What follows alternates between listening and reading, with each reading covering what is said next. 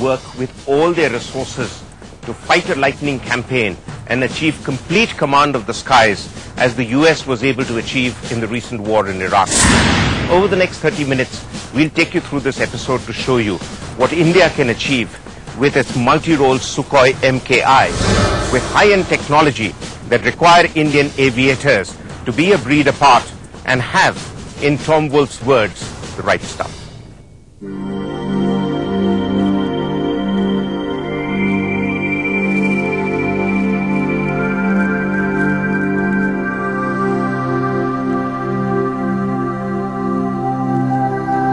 The aviators who fly her revere her, but the ones who fly against her wish they never did.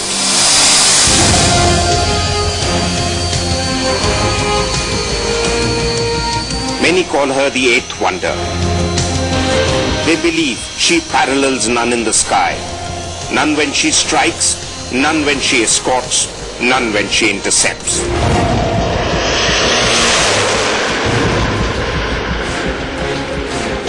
Because she does not merely guard the skies, she dominates the battle space.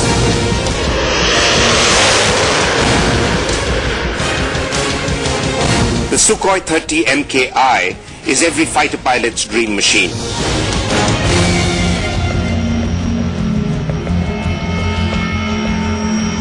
She may have the ruggedness of the Russian airframe and the finesse of Western avionics, but she belongs only to the Indian Air Force, modernized and customized to serve as a strategic deterrent. It's an evolution of whatever you would have dreamt of, combined and put together into one machine. Only the creme de la creme of air warriors find themselves in a Sukhoi squadron, because this near fifth generation fighter aircraft only lets the best master it. And so, these men in blue, handpicked and trained to fly these hunting hawks into combat, are almost always led by a man with killer instincts to match.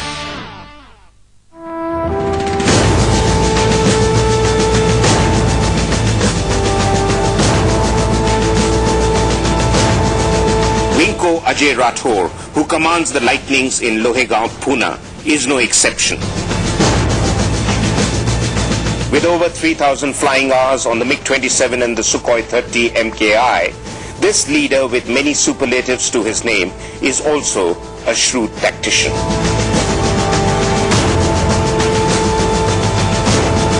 It's a trait that's almost a perfect fit on the second generation pilot as he leads his team of ultimate aggressors. After all, his squadron has been responsible for developing the operational doctrine for this multi-crore, multi-role combat aircraft. Winko, when the Sukhoi deal was signed by India, it was often reported as perhaps the most expensive single defense deal that India had signed since independence. A, why was it so expensive? B, what is so special about this aircraft? Expensive because of the technology incorporated in it. Expensive because we never bought something which is available on the shelf and started using it. We developed it, tailored it, and got the equipment precisely the way we wanted it. Integrates equipment from the West on a Russian platform, even integrates Indian equipment. A lot of our computers are on board. You see, air warfare as it has evolved over the past about 100 odd years from intensive bombardment stream and fighting in the air ability. And at some stage you had to diversify, right? But here you have Sukhoi, which is perhaps able to achieve a lot of both these things. Can you qualify that? When the aircraft started taking to air, initially you started using them to drop an odd bomb, First World War. By Second World War, you started dropping bombs and started shooting down aircraft. Now two requirements came. One was air combat, to shoot down enemy aircraft, and the second was also to take your payload and drop it.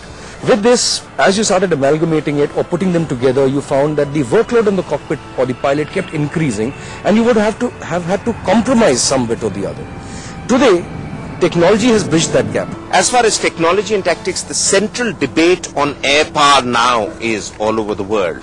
Is technology going to dictate your tactics in the future battlefield, or is tactics going to dictate your technology?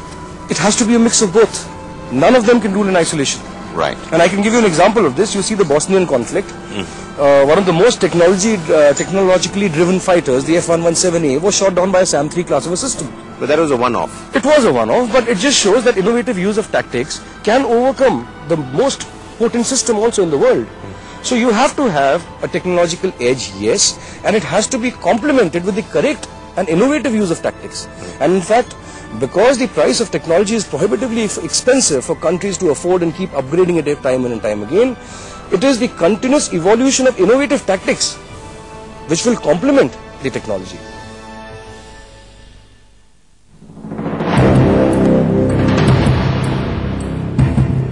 Prashant and Bhatia, tomorrow would be the first sortie on the Su-30 MKI for you. It's a big day for flying officers Manav and Prashant. They have just been inducted into the Su-30 MKI squadron and will fly out for the first time on their dream machine. In this sortie, you will be shown the basic handling characteristics of the aircraft. This is the ab initio phase or stage 1 of their training syllabus, where the young pilots are encouraged to get a feel of the aircraft. This sortie will comprise of basically loops, tumbles, yaw turns and oblique maneuvers. At this stage, it's all about understanding the machine and taking her through basic aerobatic maneuvers.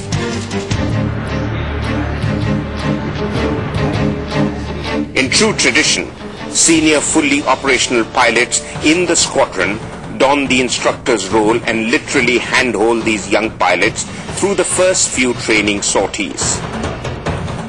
Now we have started a concept wherein we are inducting these young pilots after finishing their 1 year of fighter training onto a very high performance aircraft like the Su-30 MKI. And I believe that wherever you put a fighter pilot, it is adaptability on any kind of a machine. Sumit, you shall be flying with Sharad as the instructor pilot. Tarun, you shall be flying with Chadda as the instructor pilot. Squadron leaders Tarun and Sumit are also under training, but they are ready to move on to the next stage of their Sukhoi syllabus. For the benefit of Tarun and Sumit, This is when they fly to fight in a simulated 1 versus 1 combat scenario. It's almost like a run-up to the tactical and the combat phases of flying, where they will have to apply all that they've learnt in larger simulated multi-aircraft exercises.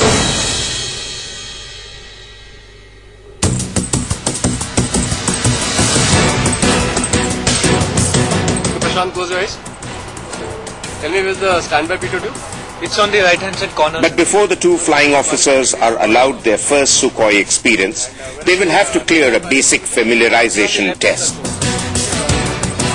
It's on the right hand control. It's called blindfold checks, where, as the name suggests, they will have to prove that even with their eyes closed, they are completely familiar with all the cockpit controls. It's on the front instrument panel at the bottom. And where is the LRS switch? It's on the front instrument panel at the bottom. Okay.